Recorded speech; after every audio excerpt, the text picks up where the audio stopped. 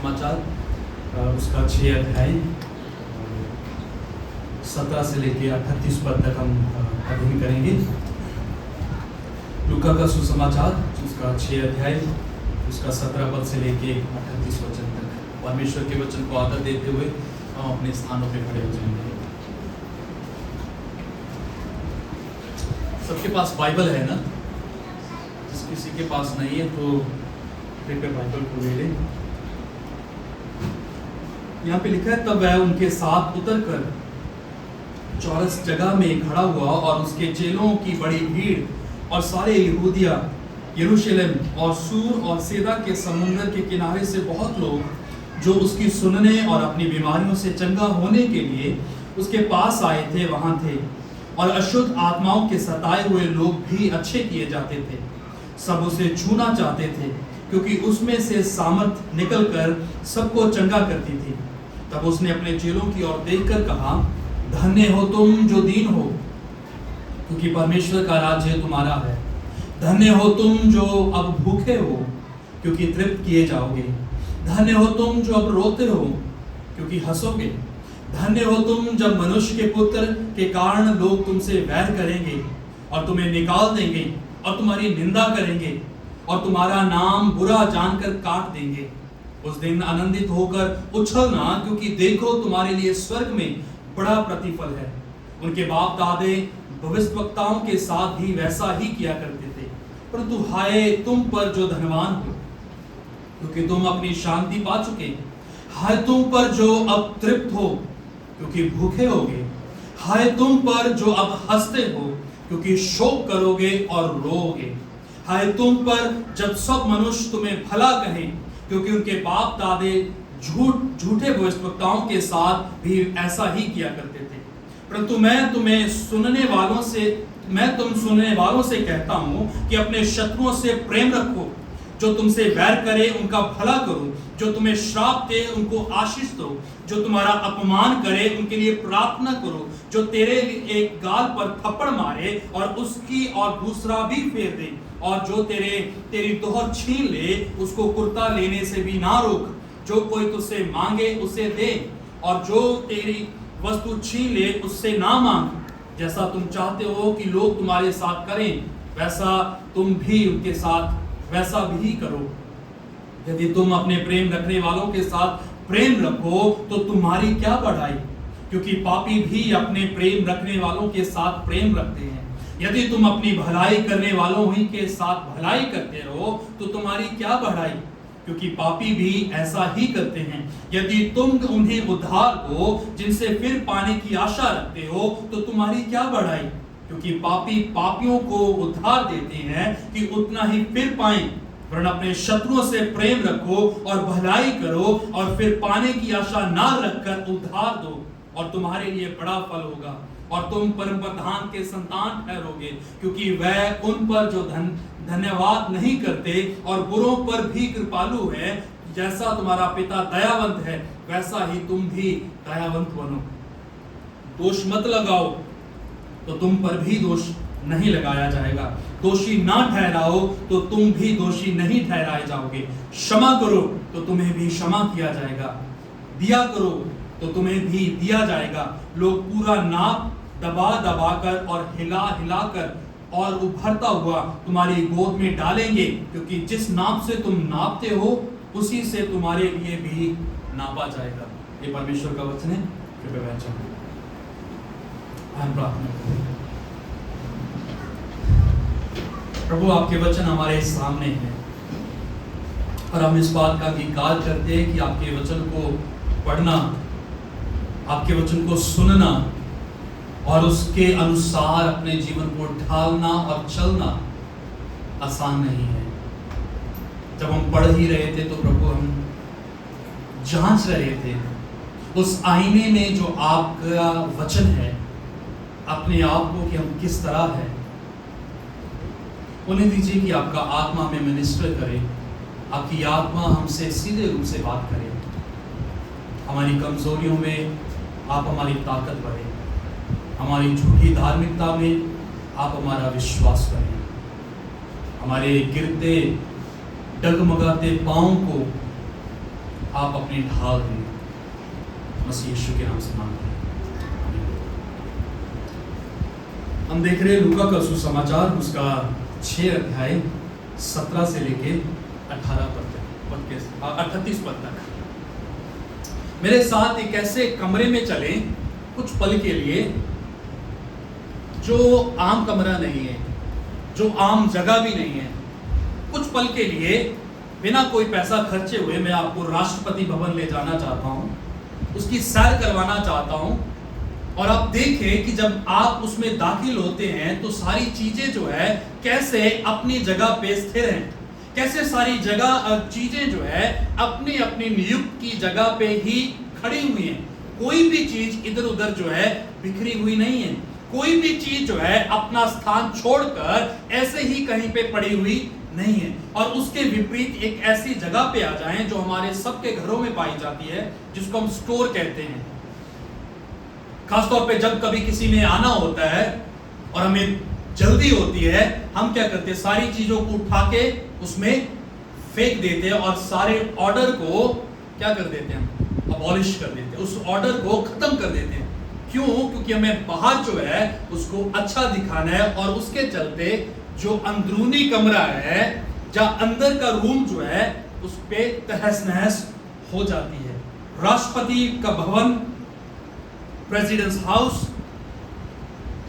जहां पे सब कुछ ऑर्डर में है, जहां से सब कुछ निर्देश किए जाते हैं, बातचीत की जाती है, उसी तरह का माहौल जब हम लूका 6 अध्याय में आते हैं तो वहां पे पाते हैं, जहां पे परमेश्वर जो है हाल ही में 6 अध्याय में अपने लोगों का चुनाव कर रहा था। लोगों को प्रेरित बना के उनकी नियुक्ति की गई थी, उनको चेला कहा गया था, और उनको कहा गया था कि वो यीशु मसीह के चेले हैं, जो एक नया समाज, नई सृष्टि है, और लोगों को वो परमेश्वर के राज्य के बारे में वचन जो है वो सिखाएंगे। लेकिन शायद किसी ने भी कल्पना नहीं की होगी उस राज्य में किस तरह से होगा। और इसीलिए हम इस वचन को इस शीर्षक के अंतर्गत अध्ययन करेंगे, अपसाइड डाउन किंगडम, उल्टा हुआ या उलटफेर हुआ राज्य। क्योंकि जब हम राज्य की बात करते हैं, वहां पे हम कल्पना करते हैं कि सारी चीजें जो है सही होंगी। हम अपनी बुद्धिमत्ता से, अपनी कल्पनाओं के आधार पर परमेश्वर के राज्य को जांचते हैं और सोचते हैं कि ठीक इसी प्रकार से परमेश्वर का राज्य जो है चलेगा। लेकिन परमेश्वर का राज्य हमारे विचारों से, हमारी कल्पनाओं से, हमारी युक्तियों से, हमारी योजनाओं से बढ़कर है। और चेले उसके लिए एंट्री टिकट जो है पा चुके हैं, इससे पहले कि यीशु मसीह उन्हें राज्य के बारे में बताते कि परमेश्वर का राज्य किस तरह से दिखता है, उसके राज्य की परिभाषा जो है वो क्या है, यीशु मसीह ने उनकी नियुक्ति कर दी थी। अगर आपको राष्ट्रपति भवन में जाना हो तो उसके लिए आपको योग्य ठहरना होगा, कुछ रिक्वायरमेंट्स होंगी जो आपको पूरी करनी होंगी।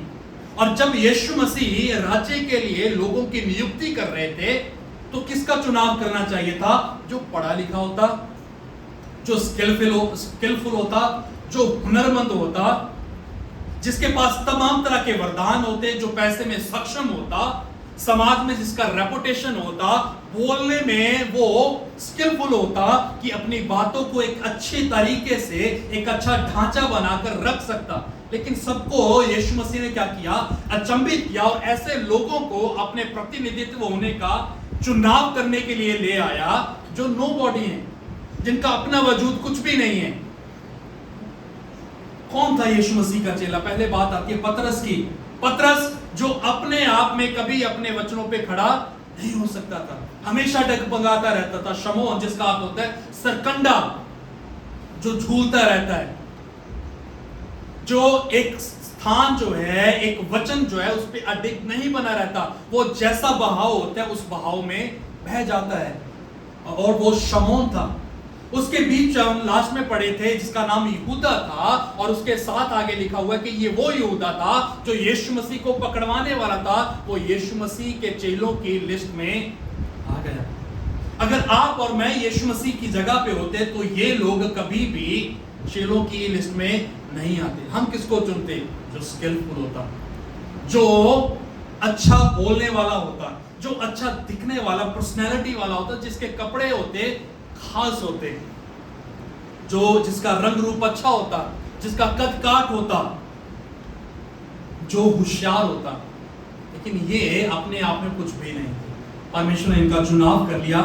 और इसके संदर्भ को थोड़ा और जब हम समझते हैं कि ये सारी बातें किस संदर्भ में यीशु कह रहे थे, तो 17 से लेके 19 पद तक हमारी सहायता करता है वचन कि यीशु मसीह इन चेलों को, जिसकी नियुक्ति अभी हाल ही में की थी, उनको लेकर एक दूसरी जगह पे जाता है। 17 पद हमें बताता है कि तब वह उनके साथ अर्थात अपने चेलों के साथ उतरकर चौरस जगह पे खड़ा हुआ और उसके चेलों की बड़ी भीड़ और सारे यहूदिया, यरूशलेम और सूर और सैदा के समंदर के किनारे से बहुत लोग जो हैं वहां पे जमा हो गए।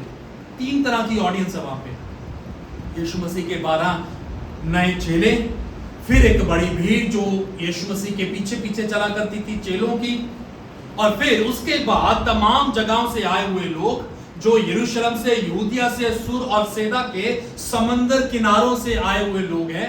वो एक भीड़ है। और सभी लोग क्या कर रहे हैं, हमें बताया जाता है 19 पद में, सभी लोगों की उत्सुकता है, सभी लोग चाह रहे हैं कि कैसे ना कैसे करके यीशु मसीह को छू लिया जाए।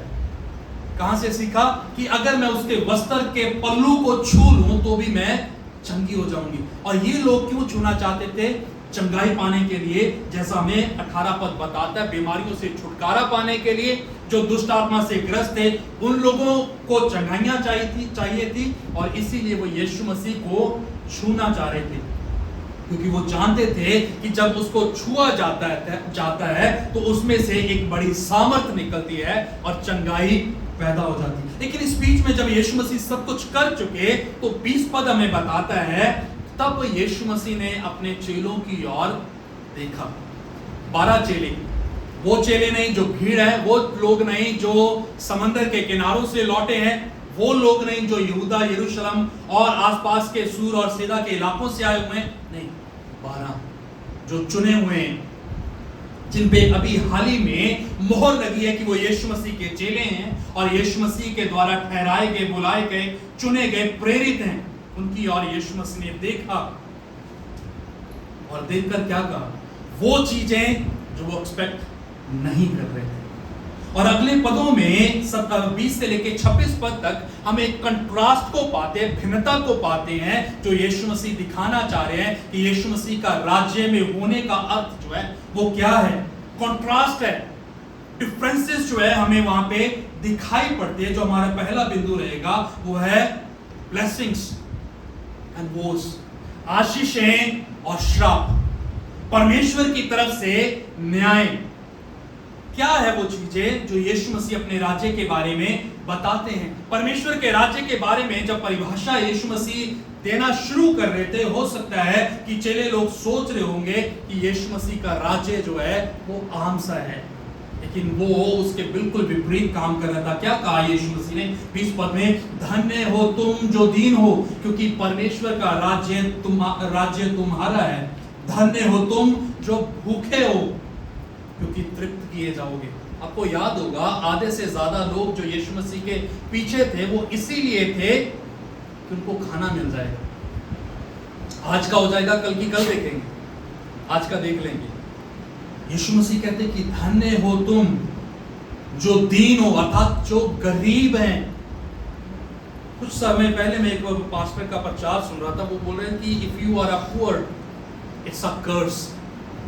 यदि आप गरीब हो तो यह परमेश्वर की तरफ से आपके लिए श्राप है। लेकिन वचन बताता है कि धन्य है वो लोग जो गरीब हैं। जब हम समूरना की कलीसिया प्रकाशित वाक्य में जाते हैं तो वहां पे भी यीशु मसीह समूरना की कलीसिया को कहते कि धन्य हो तुम, मैं तुम्हारी गरीबी को, तुम्हारी दरिद्रता को जानता हूं, जो तुम समाज में रहते, संसार में रहते हो, काट रहे हो, लेकिन याद रखो तुम मेरे लिए धनी हो। धन्य हो तुम जो दीन हो, क्योंकि परमेश्वर का राज्य तुम्हारे जैसों का है। धन्य हो तुम जो भूखे हो, क्योंकि तृप्त किए जाओगे। धन्य हो तुम जो अब रोते हो, क्योंकि तुम हंसोगे। धन्य हो तुम जो सताए जाते हो विश्वास के कारण, जो मसीह यीशु में एक दिन आएगा जब परमेश्वर तुम्हें आनंद में समा देगा। हम जब परमेश्वर के पीछे चलने की बात करते हैं तो तमाम तरह के झांसे जो हैं हमें दिए जाते हैं। सबसे पहला झांसा जो हमें दिया जाता वो ये है कि तुम यीशु मसीह के पीछे आ जाओ, तुम्हें सब बीमारियों से निजात मिल जाएगी। तुम यीशु मसीह पे विश्वास करो, तुम्हारी सारी गरीबी जो है वो दूर हो जाएगी। तुम यीशु मसीह पे विश्वास करो, तुम्हारे परिवार से हर तरह का श्राप जो है वो खत्म हो जाएगा। तुम यीशु मसीह पे विश्वास करो, तुम्हारे जीवन से, तुम्हारे परिवार से तमाम तरह की परेशानियां जो हैं निकल जाएंगी। लेकिन हम जब यहाँ पे सारे हैं, हम अपने अपने जीवन को देखें, हम सभी जो हैं यीशु मसीह के चेले होने का दावा करते हैं, लेकिन तमाम तरह की उलझनों में आज भी फंसे हुए हैं। तो इसका अर्थ क्या है? इसका अर्थ आगे कॉन्ट्रास्ट में यीशु मसीह बताता है कि हाय उन पर जो धनवान हैं, हाय उन पर जो शांति पा चुके हैं, हाय उन पर जो भी हंसते हैं, हाय उन पर जो मनुष्य के विश्वास करते हैं। कॉन्ट्रास्ट है। जो हम परमेश्वर के राज्य के बारे में सोचते हैं कि परमेश्वर में राज्य के अंदर दाखिल होना हमारे लिए सुहावना होगा, एक नया जीवन खुल जाएगा और सब चीजें जो है अपनी अपनी जगहों पे लौट जाएंगी। हम पूरे पवित्र शास्त्र को और कलीसिया के इतिहास को पढ़ते हैं तो हम पाते हैं कि परमेश्वर के पीछे चलने वाले लोग जो हैं कभी भी आराम की जिंदगी नहीं जिए, कभी भी नहीं जिए। अभी जिस कलीसिया का जिक्र मैं कर रहा था, समूरना, जो प्रकाशित वाक्य उसके दूसरे अध्याय में, वहां के पासबान को क्या किया गया? जिंदा जला दिया गया। चौराहे में खड़ा कर उसको जिंदा जला दिया गया, क्योंकि उसने इस बात का मानने से इनकार कर दिया कि यीशु मसीह को छोड़ कोई दूसरा परमेश्वर। पासवान था, चर्च फादर था, जिंदा जला दिया गया। और आज के समाज में जब हम मसीहियों की गिनती देखते हैं या मसीह लोगों का मूल्यांकन करते हैं तो हम पाते हैं कि बहुत लोग इसीलिए सताए जा रहे हैं क्योंकि उन्होंने यीशु मसीह पे साहस के साथ, दृढ़ता के साथ विश्वास में बने रहने का फैसला किया। और उसी के विपरीत एक ऐसी मसीहत चर्चा में है जो कहती है कि everything will be alright, just come to Christ. Yeshu Masih के साथ आ जाओ, यीशु मसीह के पीछे आ जाओ और सब कुछ सही हो जाएगा। नहीं हो जाएगा, नहीं होगा कुछ भी सही, बहुत ज्यादा बिगड़ जाएगा। क्योंकि हमारा सुधार, हमारी आशीषें वो इस संसार की नहीं है। When God talks about His prosperity, जब परमेश्वर अपनी खुशहाली को हमें देने की बात करते हैं तो वो उन आशीषों की बात करते हैं जो आने वाले संसार की, अभी की नहीं है। चंगाइयां होंगी, प्रकाशित वाक्य इसका जिक्र करता है कि वो दिन आता है जब परमेश्वर तुम्हारी आंखों से हर आंसुओं को पोंछ डालेगा। जब चंगाइयां होंगी, जब बीमारियों का नाश हो जाएगा, मृत्यु का अंत हो जाएगा, और यीशु कहते हैं कि फिर रोना नहीं होगा। लेकिन वो समय बहुत दूर है अभी, जब हम यीशु मसीह के साथ राज्य करेंगे। लेकिन जब तक हम यहां पे हैं उसकी परिभाषा अलग है। इसलिए टाइटल जो दिया गया वो द किंगडम ऑफ गॉड नहीं दिया गया, अपसाइड डाउन किंगडम लिखा गया। परमेश्वर का राज्य इस संसार के राज्य से उलट है। जो यह संसार करता है वो परमेश्वर का राज्य नहीं करता। संसार क्या कहता है कि यदि तुम धनी हो, यदि तुम्हारे पास धन है और अच्छा आप अपने जीवन को बसर कर रहे हो तो आप समाज में रेपुटेशन पाओगे। अब पता, जब यीशु मसीह का आगमन हुआ, जब यीशु मसीह बालक के रूप में जन्म लिया तो किसके पास संदेश पहुंचा? लूका अपने अध्याय वचन में बताता है, लिखत में बताता है, वो वचन जो है वो चरवाहों को दिया गया और उनके पास स्वर्गदूत ने जाकर बोला कि मैं तुम्हारे लिए एक बड़े आनंद की खबर लेके आया हूं कि दाऊद के घर में तुम्हारे लिए एक उद्धारकर्ता पैदा हुआ। किसको पहुंची खबर? चरवाहों को, शेपर्ड्स को। और उस समाज में शेपर्ड्स की क्या औकात थी? झूठे, मक्कार, जिसकी गवाहियों के ऊपर कोई विश्वास नहीं करता था। उनके पास यीशु मसीह गया। जाना कहां पे चाहिए था? हेरोदेस के पास, ताकि हेरोदेस स्पीकर में बोलता, ऊंचे में खड़ा होकर बोलता और कहता कि देखो यीशु मसीह ने जन्म लिया है। लेकिन कहां गया यीशु मसीह? अनएक्सपेक्टेड जगह पे। शेफर्ड्स के पास। और इसीलिए जरूरी है हमें इस बात को समझना कि जब हम यीशु मसीह के राज्य में उसके लोग होने का दावा करते हैं तो हमारी सोच में बदलाव आना जरूरी है, क्योंकि हम परमेश्वर के राज्य की परिभाषा संसार की परिभाषा और उसके दृष्टिकोण से नहीं बना सकते।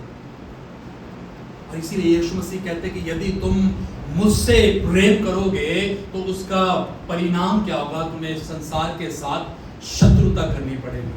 तो व्हाट वी डू, हम क्या करते हैं, हम संसार के साथ भी चलना चाहते हैं और यीशु मसीह भी खुश संसार में, आधा इधर आधा इधर नहीं।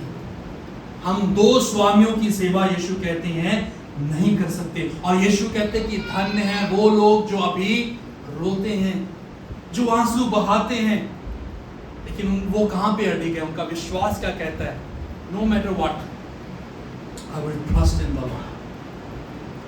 कुछ भी होता रहे लेकिन मैं क्या हूं, मैं यीशु मसीह पे विश्वास में बना रहूंगा। और भजन का 46 में कहता है चाहे पृथ्वी पलट जाए, भूकंप आ जाए और हर चीज अपने स्थान को खो दे, I will no fear, I will not afraid, मैं डरूंगा नहीं, मैं घबराऊंगा नहीं, I will trust in the Lord, मैं परमेश्वर में भरोसा करूंगा। और 10 पद आगे 46 भजन का कहता है कि be still and know that I am God, शांत हो जाओ और जान लो कि मैं प्रभु हूं।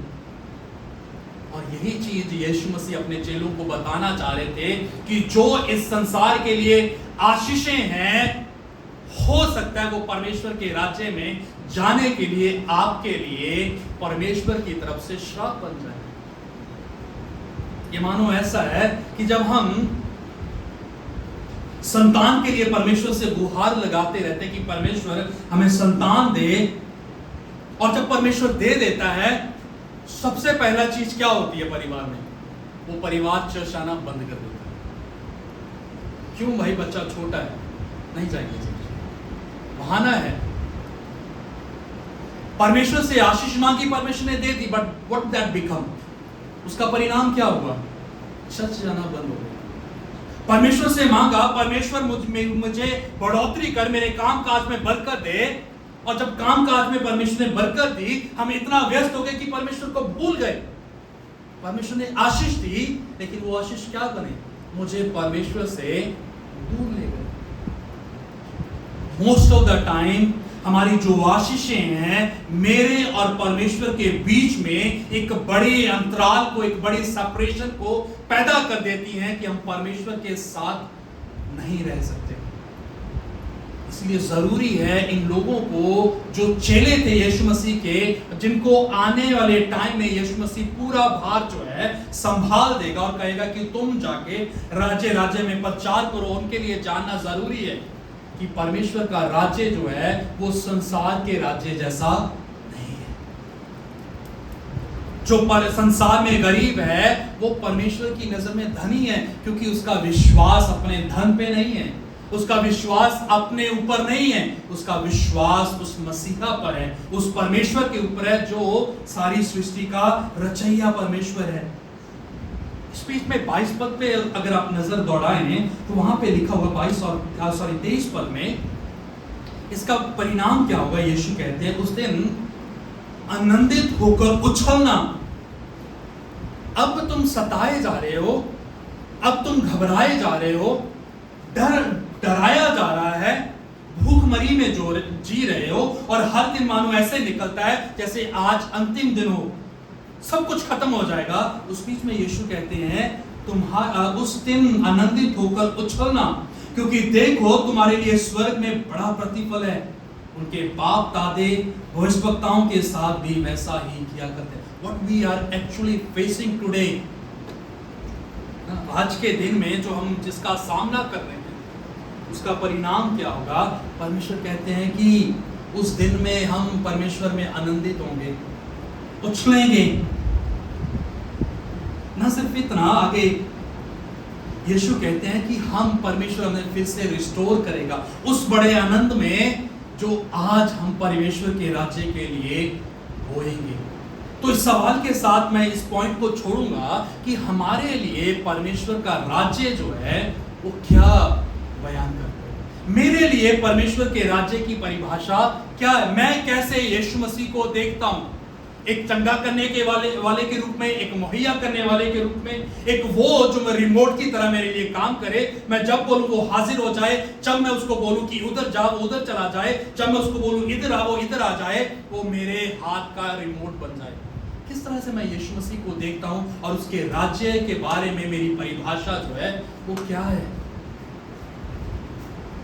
जब ये चेलों की नियुक्ति की तो हो सकता है कि इनके मन में तरह तरह के उमंगें जो उमड़ रही होंगी, तरह तरह की बातें इनके जीवन में चल रही होंगी कि अब जब हैं हम तो नए राज्य में शामिल कर दिए गए हैं। जब किसी की नई नई नियुक्ति होती है, जब नई नई चीज उसके पास आती है, उसके हाव भाव जो है बदल जाते हैं। जब किसी की नई शादी होती है तो वो लोगों से बात करने का जो तरीका होता है वो बदल देता है, क्योंकि वो बड़ा हो गया है, शादीशुदा हो गया है। या जिसके पास जब धन आ जाता है तो उसका बर्ताव चेंज हो जाता है, बदल जाता है। लेकिन परमेश्वर के लोग जो हैं, जिनके बारे में यीशु कहते हैं कि अगर परमेश्वर तुम में जन्म ले रहा है, परमेश्वर तुम में दाखिल हो गया, तो जान लो कि तुम्हें उस प्रकार से अपने जीवन को जीना पड़ेगा जो संसार का नहीं है। हाय उन पर, इसीलिए यीशु कहते हैं जो आज धनवान है और अपने ऊपर घमंड करते हैं और अपने ऊपर विश्वास करते हैं और सोचते हैं कि हर वजह, हर समस्याओं का हल जो है मेरे पास है।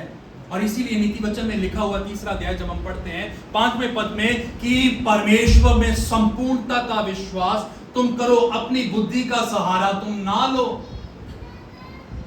हर चीज में परमेश्वर को कन्फेस करो कि until Lord intervenes, जब तक परमेश्वर मेरी परिस्थिति में हस्तक्षेप नहीं करता, मैं किसी का भी सहारा ले लूं, कितनी भी बुद्धि का इस्तेमाल करूं, मैं परिस्थितियों का सामना या उसके ऊपर उभर नहीं सकता।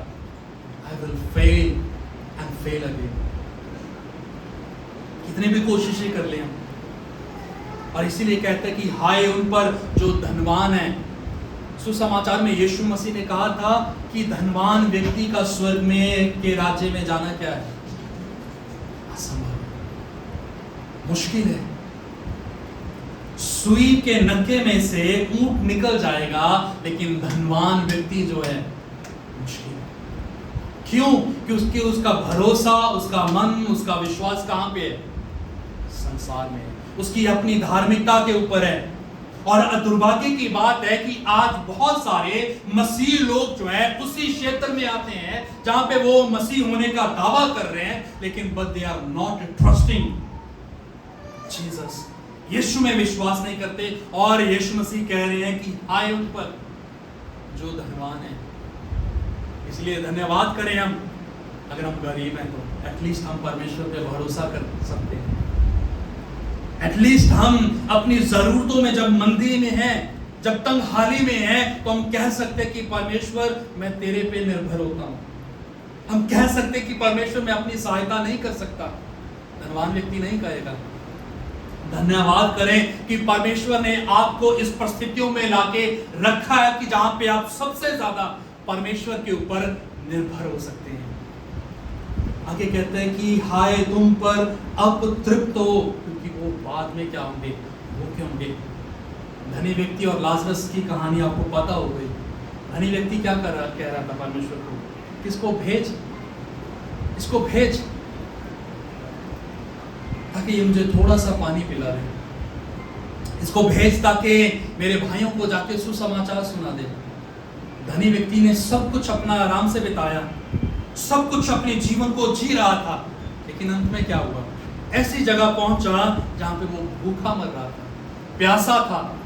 और वो इस बात का प्रतीक है कि आज के दिन में परमेश्वर को छोड़ जो अपने जीवन को जीते हैं वो आज तो तृप्त होंगे, लेकिन अनंत काल के लिए वो भूखे और प्यास में मिटते रहेंगे। हाय उन पर जो भी हंसते हैं, बाद में क्या करेंगे? शोक मनाएंगे, रोएंगे। Blessings and vows। दूसरी चीज जो परमेश्वर के राज्य के बारे में यीशु मसीह यहाँ पे सिखाते हैं वो है द रेडिकल कंपैशन, एक गंभीर कृपा, एक गंभीर अनुग्रह परमेश्वर का जो हमारी समझ से परे चले जाता है। क्या कहता है? मैं सोचता हूं कि अगर पहले 26 पद तक ये वचन खत्म हो जाता तो आसान था, somehow भी हम समझ जाते कि ठीक है ये चीजों को हमें अनुसरण करना, लेकिन 27 पद में जैसे ही आते हैं यीशु मसीह और स्तर जो है अपने राज्य का बढ़ा देते हैं और कहते हैं परंतु मैं तुम सुनने वालों से कहता हूं कि तुम अपने शत्रुओं से प्रेम रखो ना। कौन सुन रहा था उनको? उसके चेले, बड़ी भीड़, दूर दूर से आए हुए लोग। और यीशु मसीह क्या कह रहे थे? मैं तुम सब सुनने वालों से कहता हूं कि तुम अपने शत्रुओं से क्या करो? प्रेम करो। ये वचन हमारे लिए है, ठीक है? जिसके कान वो सुन ले। परमेश्वर का आत्मा कलीसिया को क्या कहते हैं? जिसके कान हैं वो सुन ले कि तुम अपने शत्रुओं से प्रेम करो। और मैं सोचता हूं कि जब यीशु मसीह ने ये बात को कहा होगा उस भीड़ में से बहुत होंगे जो उठ के चले गए, भाई ज्यादा हो गया,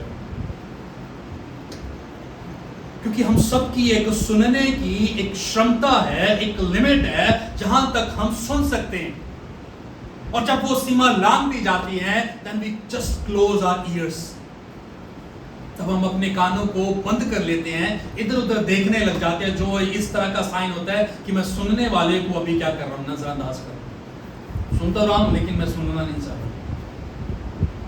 बहुत उठ खड़े होंगे। यीशु मसीह ने कहा जो तुमसे वैर करे उनका भला करो, जो तुम्हें श्राप दे उनको आशीषें दो, जो तुम्हारा अपमान करे उनके लिए प्रार्थना करो, जो तेरे एक गाल पर थप्पड़ मारे तो दूसरा भी उसके सामने कर दे, जो तेरा एक दोहर छीन ले उसको कुर्ता भी दे दे, जो तुझसे मांगे उससे दे, और जो तेरी वस्तु छीन ले उससे दोबारा ना मांगना।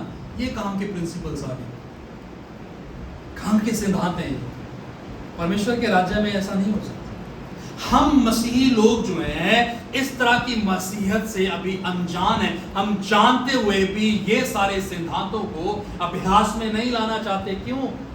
क्योंकि हम क्रिश्चियन हैं जो कंफर्टेबली क्रिश्चियनिटी को एक्सरसाइज करना चाहते हैं, जहां पे मेरा नुकसान ना हो, जहां पे मुझे झुकना ना पड़े, लेकिन मैं क्या करूं? मैं मसीह बना रहा हूं। लेकिन इससे बढ़कर और है, यीशु मसीह यहीं पे खत्म नहीं करते। यीशु मसीह जो है खिलाड़ी है, उसको पता है कि लोगों को कैसे उनकी हैसियत के ऊपर लेके आना है। आगे 31 वचन में कहते हैं जैसा तुम चाहते हो कि लोग तुम्हारे साथ करें तुम भी उनके साथ वैसा ही करो। आप क्या चाहते हैं कि लोग आपके साथ करें? आपकी मेजबानी करें, आपकी इज्जत करें, आपके बारे में अच्छा बोलें, आपकी वाहवाही करें, आपको उपहार में नई नई चीजें दें? क्या करना होगा? क्या करना होगा? लेके आना पड़ेगा ना पहले। कई परिवारों की रीत होती है ना रिटर्न गिफ्ट की। जैसे शादी में अक्सर होता है कि आप कपड़ा लेके जाओ, उधर से भी आपको एक मिल जाएगा। यहां पे यीशु मसीह कहते हैं कि जैसा तुम चाहते हो कि तुम्हारे साथ किया जाए वैसा तुम्हें करना पड़ेगा। शत्रुओं को प्रेम करना पड़ेगा। और इसका कंपैरिजन यीशु मसीह क्या कर रहे हैं? जब हम 32 से लेके 36 पद तक आते हैं वहां पे कंपैरिजन है पापियों के साथ। अगर तुम सोचते हो कि तुमने यदि तुम अपने प्रेम रखने वालों के साथ प्रेम कर रहे हो तो कौन सी बड़ी बात कर दी? यीशु कहते हैं पापी लोग भी कर रहे हैं, वो भी अपने लोगों के साथ मिलते हैं, कॉफी पीते हैं, आपस में बातचीत करते हैं, आनंद मनाते हैं। तुमने क्या फाड़ लिया? यदि तुम कहते हो तुम अपने भलाई करने वालों के साथ भलाई करते हो तो क्या बड़ा कर दिया?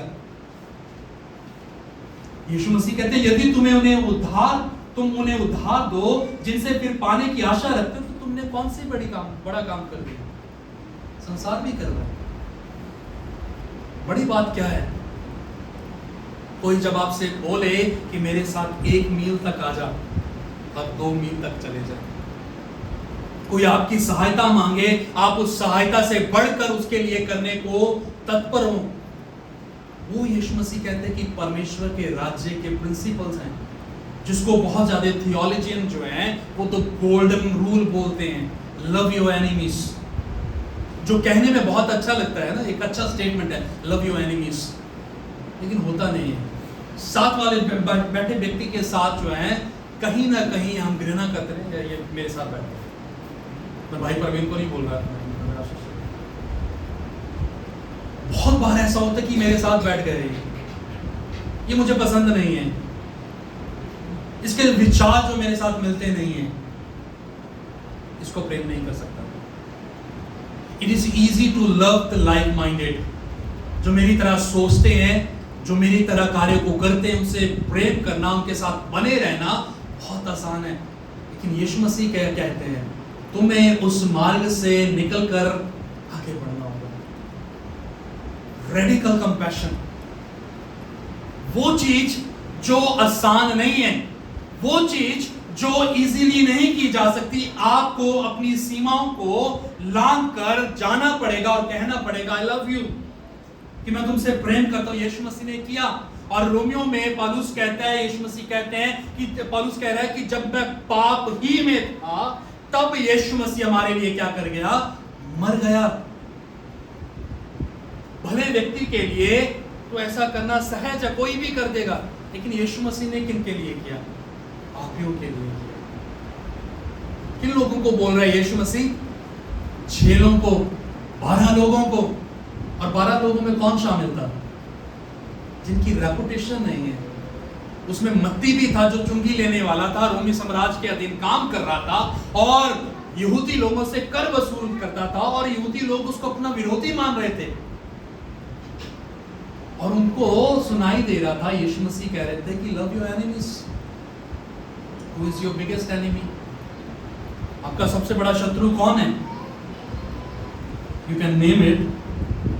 और यीशु मसीह क्या कहते हैं 28 पद में, name it and pray for him. उसका नाम लिख लो और उसके लिए प्रार्थना करो। बहुत मुश्किल है। जब मैं इसको कर रहा था तो काफी चीजें मेरे दिमाग में आ रही थी कि जो परमेश्वर करने के लिए बोल रहा है वो बहुत मुश्किल है। इसीलिए कहा गया it's not easy to be a Christian.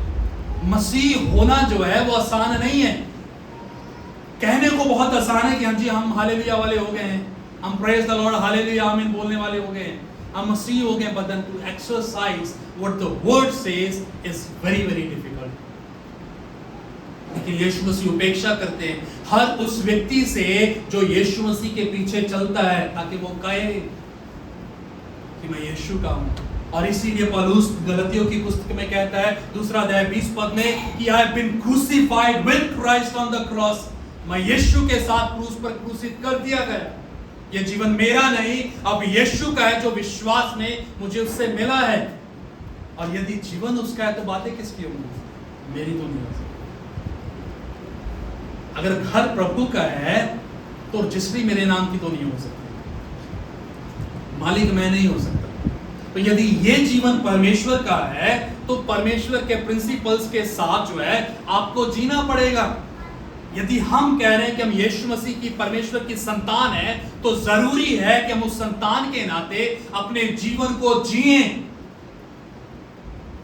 जो मुश्किल है, जो इस बात को कहता है कि लव योर एनिमीज, और जो तुम्हारे एक गाल पर मारे तो तुम दूसरा भी आगे कर दो। जब हम ऐसा करेंगे तो होगा क्या उसका असर? 35 पद कहते हैं, वरन अपने शत्रुओं से प्रेम रखो और भलाई करो, फिर पाने की आशा ना रखकर उधार दो, तुम्हारे लिए बड़ा फल होगा और तुम परम प्रधान के संतान ठहरोगे, क्योंकि वह उन पर जो धन्यवाद नहीं करते और बुरों पर भी कृपालु रहते हैं, जैसे तुम्हारा पिता दयावंत है वैसा तुम भी करो। मैं सोचता हूँ कि हमसे कहा गया है कि हम परमेश्वर के जैसे जीवन को जिए, क्योंकि हम उसकी समानता और स्वरूप में बनाए गए हैं। लेकिन हम क्या करते हैं? Just the opposite, just the opposite, उसके विपरीत जाके कार्य करते हैं। यीशु मसीह कहते हैं विश्वास करो, हम क्या करते हैं? चिंता करते हैं। जब हम चिंता कर रहे हैं, परेशान हो रहे हैं, तो क्या कह रहे हैं कि परमेश्वर मुझे तो उस पर भरोसा नहीं है, परमेश्वर मुझे तेरी सब प्रभुता के ऊपर विश्वास नहीं है। और जब हम इस बात के ऊपर अंगीकार करते हैं, यीशु मसीह कहता है कि मेरे राज्य में बने रहने के जो प्रिंसिपल हैं वो तुम्हें बेचैन करेंगे। Unless the word of God does not make you uncomfortable, you are not living a true Christian life. जब तक परमेश्वर का वचन अपनी वास्तविकता में आपको बेचैन नहीं करता, तब तक आप असल की जो मसीहत है उसको नहीं जी रहे। जो असल मसीहत है वो फील गुड वाली नहीं है, आपको अच्छा महसूस करवाने वाली नहीं है। आज वचन सुना, वचन पढ़ा, बहुत अच्छा लगा, नहीं लगता है अच्छा, बेचैनी होती है कि परमेश्वर क्या कह रहा है। अक्सर जब हम किसी को वचन देते हैं तो कौन से वचन देते हैं? सतावना के, कंफर्ट के, इंकरेजमेंट के, प्रॉमिस देते हैं परमेश्वर ये कर देगा, वो कर देगा। हम कभी भी किसी को ये वचन नहीं देंगे कि यदि तुम पाप में बने रहोगे तो अंततः परमेश्वर तुम्हारा न्याय करेगा। कभी आपने दिए किसी को या आपको मिला हो? कभी भी बड़ी बड़ी सभाएं किस नाम पे की जाती हैं? The showers of blessings.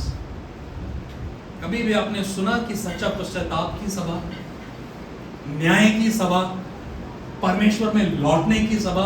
नहीं। क्यों? क्योंकि जो ट्रू क्रिश्चियनिटी है वो हमेशा में बेचैन करेगी। और यदि परमेश्वर का आत्मा हमें झंझोड़ता नहीं है, अगर हमें बेचैन नहीं करता, तो हम आज भी कहीं ना कहीं परमेश्वर की उस आवाज को सुन नहीं पा रहे। और इसीलिए प्रकाशित वाक्य की कलीसिया को लिखते हुए यीशु कहते हैं कि मैं तुम्हारे द्वार पर खड़ा खटखटा रहा हूं, यदि तुम मेरे उस द्वार को खोल दो तो मैं तुम्हारे भीतर आके संगति करूंगा, विल हैव अ फेलोशिप, संगति करूंगा। लेकिन हम क्या कर रहे हैं? हम हैं फील गुड वाले क्रिश्चियंस। बस क्या है, रेपुटेशन जो है बनी रहे। हम कभी भी जोखिम जो है, रिस्क जो है वो नहीं लेंगे, क्योंकि हमें अपना कंफर्ट जो है वो चाहिए। उदाहरण के लिए यदि हम इसको सुसमाचार के कॉन्टेक्स्ट में देखें, अब कभी भी वहां पे जाके सुसमाचार नहीं देंगे जहां पे आपको पता है कि आपका विरोध हो जाएगा, आप वहां से बच के निकल जाएंगे। अब वहां पे कभी भी परमेश्वर की आराधना नहीं करेंगे जहां पे आपको पता है कि यहाँ पे सताव होगा, बच के निकल लेंगे। लेकिन परमेश्वर के दास दानियल को देखिए, उसके विषय में कहा है कि जब उसके बारे में कानून जो है बना दिया गया तो क्या हुआ? अपनी रीति के अनुसार, जैसा वो अक्सर किया करता था, दानियल अपने कमरे में गया, परमेश्वर के सामने घुटने को टेके, विंडो खोली जो मंदिर की तरफ खुलती थी और परमेश्वर का धन्यवाद करने लगा, despite the circumstances. Radical compassion. परमेश्वर में बना रहना, परमेश्वर का होना जो है बहुत मुश्किल है। Feel good Christianity is zero, is not acceptable. अच्छा महसूस करने वाली जो मसीहत है वो परमेश्वर नहीं चाहता। और इसीलिए चेलों को परमेश्वर क्या सिखा रहे थे? परमेश्वर के राज्य के सिद्धांत, अपसाइड डाउन किंगडम। तुम जब आ गए हो तो क्या करो?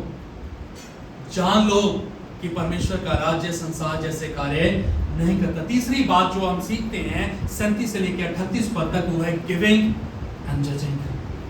दोष मत लगाओ, जो तुम पर भी दोष नहीं लगाया जाएगा तो तुम पर भी दोष नहीं लगाया जाएगा। फिर दिया करो तो तुम्हें भी दिया जाएगा। दोष मत लगाओ। क्या अर्थ है इसका? क्या इसका अर्थ है कि हम किसी के बारे में जब कुछ गलत होता है तो उसको बोलना बंद कर दें? क्योंकि अक्सर हमें इस बार नजर से देखा जाएगा कि हम दोष लगा रहे हैं। दोष लगाने का अर्थ ये है कि जब हम अपनी धार्मिकता का प्रचार करते हुए, झूठी धार्मिकता का प्रचार करते हुए दूसरे को दोषी कहते कि तू पापी है, वो कह रहे हैं कि दोष मत लगाओ, उन पर भी दोष लगेगा। There is one who sees। जब आप कहीं पे जाते हैं जहां पे कैमरे लगे, यहाँ पे लगे हुए हैं, और वहां पे ज्यादातर लिखा हुआ होता है कि यू आर अंडर सर्विलेंस 24/7, 2400 घंटे आप कैमरे की निगरानी में। कई बार हम सतर्क भी रहते हैं, लेकिन सोचें उस परमेश्वर के बारे में जो 24 घंटों से बढ़कर भी हमारे ऊपर निगरानी बनाया हुआ है। दोष मत लगाएं, जो हमारी झूठी धार्मिकता को देखता है। फिर कहता है 37 पद के दूसरे हिस्से में, क्षमा करो तो तुम्हें भी क्षमा किया जाएगा। जब हम प्रभु के द्वारा सिखाई गई प्रार्थना को जब उसका उच्चारण करते हैं, वहां पे एक पद आता है जहां पे कहते हैं कि तुम अपने अपराधियों को क्षमा करो जैसा परमेश्वर ने तुम्हारे अपराधों को क्षमा किया। We want to receive but we don't to give. हम देना नहीं चाहते परंतु पाना चाहते हैं। और इसीलिए आगे जब कहता है, यीशु कहते हैं कि तुम दिया करो ताकि तुम्हें और मिल जाए, दिया करो ताकि तुम्हें और मिल जाए। क्या देने की बात कर रही है? क्या देने को परमेश्वर कह रहा है? अपने आप को परमेश्वर को दे दो। हम जितना परमेश्वर के राज्य के लिए खर्च होंगे, हम उतना परमेश्वर के राज्य के लिए बचाए जाएंगे। The more we invest towards the Lord, the more we will gain. जितना अधिक हम परमेश्वर में अपने आप को निवेश करेंगे, उतना अधिक जो है हम परमेश्वर से हासिल करेंगे। और परमेश्वर कहता है कि गिव। परमेश्वर का राज्य किसके बारे में है? लेने के बारे में नहीं है, देने के बारे में है। इसलिए पौलुस भी बताता है, कहते हैं कि लेने से भला क्या है? देना। Learn to give, learn to give. परमेश्वर को देना सीखें, अपने आप को, और जो आपका है वो परमेश्वर को देना सीखें। और यीशु मसीह कहते कि आपको क्या होगा? आपको दबा दबा कर, हिला हिला कर क्या करेगा? परमेश्वर आपको फल देगा। But before that what need to be doing? क्या करने की आवश्यकता है? देने की जरूरत है, बोने की जरूरत है। अगर आप तीनों पॉइंट को देखें तो तीनों पॉइंट जो वो पॉजिटिव वे में शुरू हो रहे थे और उसके विपरीत में नेगेटिविटी थी। ब्लेसिंग थी तो श्राप भी था, प्रेम था तो शत्रुता भी थी, लेना था तो देना भी था। जब तक हम परमेश्वर के राज्य के लिए अपने आप को निवेश नहीं करेंगे, अपने आप को खर्च नहीं करेंगे, तो हम जितना भी अपने आप को मसीह होने का दावा कर लें, we will not grow as Christians. हम मसीह होने के नाते ग्रो जो है उन्नति नहीं करेंगे। उसके लिए करना क्या होगा? क्यों यीशु मसीह ये सारे प्रिंसिपल्स जो है राज्य के बारे में अपने चेलों को दे रहे हैं? उनको बताना चाह रहे थे कि परमेश्वर का राज्य जो है वो ऐसा वैसा नहीं है, कोई भी दाखिल हो गया। जैसे हम अक्सर सुनते हैं कि Lord accepts the way we are। गलत है वो।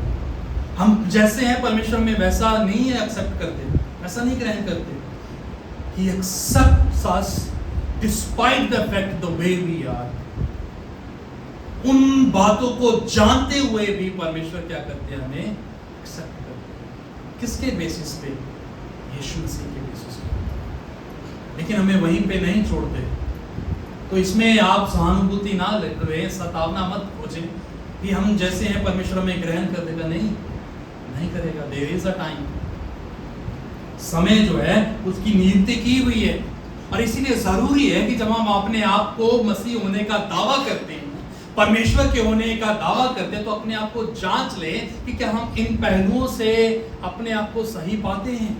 कि जब मैं परमेश्वर के सामने खड़ा होता हूं तो क्या मैं ये कह सकता हूं कि परमेश्वर यस, मैं तेरा बेटा हूं, मैं तेरी बेटी हूं, मैं तेरी संतान हूं, वो संतान जिसने उद्धार पाया है, वो संतान जो प्रिंसिपल्स को लागू करती है, उसके अनुसार अपने जीवन को ढालती है, जीती है। इसीलिए वचन बताता है कि बुलाए गए बहुत हैं, बड़ी भीड़ है, चुने हुए। यीशु मसीह के सामने बहुत बड़ी भीड़ थी। लोग दूर दूर से यीशु मसीह को सुनने के लिए, उसको छूने के लिए आए हुए थे। लेकिन यीशु मसीह किसकी ओर ध्यान दे रहा था? सिर्फ 12 के ऊपर। हम यहाँ पे भीड़ हैं, सभी सुन रहे हैं। कौन सुन रहा है? जब तो सुनने वाला जानता है, जब परमेश्वर जानता है। सुनने वाले जो हैं जान लें कि परमेश्वर का आत्मा क्या कहता है। और यीशु मसीह 27 पद में कहते हैं कि जो सुनने वाले हैं, मैं तुमसे कहता हूं कि तुम अपने शत्रुओं से भाई, there is nothing called the good feel Christianity। अच्छा महसूस कराने वाली कोई भी मसीहत नहीं है। अनकंफर्टेबल करती है। और जब तक हम बेचैन नहीं हो रहे, जब तक हमारा जीवन दांव पे नहीं लगा हुआ, जब तक हमारे विश्वास पे कोई आंच नहीं आ रही, इसका मतलब है कि हम अभी तक परखे नहीं गए हैं, हम अभी तक उस मुकाम तक नहीं पहुंचे हैं जहां पे हमें परमेश्वर देखना चाहता है। परमेश्वर ने हमें बुलाया है ताकि हम उसके चुने हुए बन जाएं। परमेश्वर ने अपने सिद्धांतों को हमारे सामने रखा है ताकि हम अपने जीवन को उस मार्ग में ले आएं, ताकि उसके राज्य के अधिकारी होने का दावा जो है वो पेश कर सके। जो परमेश्वर के हैं वो उस पर विश्वास करते हैं, वो अपने ऊपर नहीं परंतु विश्वास परमेश्वर के ऊपर करते हैं। जो उसकी सब प्रभुता को कबूलते हैं वो परमेश्वर के लोग हैं। जो अपने आपे से बाहर जाकर दूसरों के लिए खड़े रहते हैं वो परमेश्वर के लोग हैं। जो अपने स्वार्थ के लिए नहीं, खुदगर्जी के लिए नहीं, परंतु परमेश्वर की महिमा के लिए लोगों से प्रेम करते हैं वो परमेश्वर के लोग हैं। जो दूसरों को जज नहीं करते अपनी झूठी धार्मिकता के आधार पर क्षमा करते हैं और उसको जीते हैं और परमेश्वर के राज्य में देने के लिए तत्पर रहते हैं। हम बिचाने इसके ऊपर कुछ पल के लिए शांत होते हुए, इन वचनों के ऊपर मनन करते हुए, अपने अंदर झांकते हुए देखें, सोचें कि जब हम इस बात को कहते हैं कि हम परमेश्वर के लोग हो चुके हैं, मैं परमेश्वर में विश्वास करता हूं, मैं परमेश्वर में विश्वास करती हूं, क्या वास्तव में मैं परमेश्वर में विश्वास करता हूं? क्या सिर्फ लोगों को दिखाने के लिए अपनी झूठी धार्मिकता का प्रचार करता हूं? अंदर झांकते हुए हम इस बात को नकारें ना जो परमेश्वर ने हमसे बात की है। हमारी झूठी धार्मिकता, हमारा झूठापन, हमारी खुदगर्जी, हमारा स्वार्थ, हमारी अपवित्रता परमेश्वर के सामने खुली है। और उस बीच में परमेश्वर हमें कहता है कि धन्य है वह जो रोते हैं, धन्य है वह जो गरीब हैं, धन्य है वह जो भूखे हैं, धन्य है वह जो परमेश्वर के नाम के लिए सताए जा रहे हैं। लेकिन हाय उन पर जो धनवान हैं, हाय उन पर जो तृप्त हैं, हाय उन पर जो अभी हंसते हैं, क्योंकि वो अपना फल पा चुके हैं। परमेश्वर से मांगें और कहें कि परमेश्वर कहीं ऐसा तो नहीं है कि मैं इस संसार के लोग और इस संसार की वास्तविकता, संसार की चीजों के द्वारा अपने मन को तृप्त कर चुका हूं और उस जिस बीच में परमेश्वर के लिए कोई भी जगह बाकी नहीं है। परमेश्वर तो इसीलिए आया ताकि पापियों को खोजे और उनका उद्धार करे। परमेश्वर तो इसीलिए आया ताकि जो बीमार हैं उन्हें चंगाइयां दे, जो शुद्ध हैं, जो अपने आप को धर्मी कहते हैं, उनके लिए परमेश्वर नहीं है। तो मेरे प्रिय भाइयों बहनों, आए हम जांचें अपने आप को कि कहीं हम झूठी धार्मिकता का शिकार तो नहीं हैं, कहीं हम अपने आप का प्रचार तो नहीं कर रहे, कहीं हम सहज मसीहत को नहीं जी रहे, और उस बीच में क्या हमारा विश्वास, हमारी जिंदगी का केंद्र यीशु है? क्या हम वास्तव में यीशु मसीह को अपने जीवन में प्रथम स्थान देते हैं? क्या हम वास्तव में यीशु मसीह के ऊपर अपनी निगाहों को टिकाए रखते हैं और उसके राज्य को जानते हुए अपने जीवन को जीते रहे हैं कि यीशु मसीह हमें देखते हैं, यीशु मसीह हमें निहारते हैं? आए हम मन ही मन में विचारें, इससे पहले कि प्रभु भोज जो इस बात का प्रतीक है कि हमारा दाखिल होना परमेश्वर के राज्य में उसकी मृत्यु के आधार पर है, और जब हम उसकी मृत्यु को सेलिब्रेट करते हैं कि उसकी मृत्यु के द्वारा हमारे लिए वो बंद दरवाजा खुल गया, तो हम विचारें कि हम वास्तव में उस लायक हैं जो यीशु मसीह ने हमारे लिए किया? क्या हम वास्तव में उस तरह से अपने जीवन को जीते हैं, या फिर हम लगातार अपने जीवन में समझौते करते हैं? परमेश्वर को पीछे छोड़कर हम अपने ऊपर विश्वास करते हैं, परमेश्वर को साइड में कर अपनी बुद्धि का सहारा लेते हुए आगे बढ़ते हैं, क्योंकि परमेश्वर का राज्य है, परमेश्वर के राज्य के बारे में है।